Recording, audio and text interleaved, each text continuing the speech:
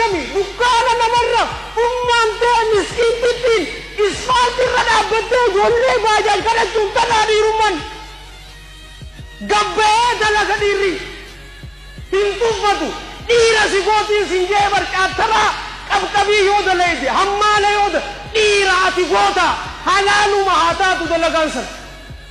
faraag dhawamee jira dipireeshina keessa jira ihibaat kominikeeshina zeero si waliin dubbachuun beeku baalagummaan dhiira shuuf amaaroota alladii taqullahum mee ilaaliin dalagaa isaanii tuffatu agarte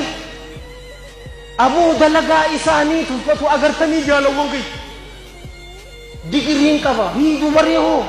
yoo digirii saniin hujiin san naa mul'achuu baatte hanqasuu hujii biraa halaal dalaguun hin jirtu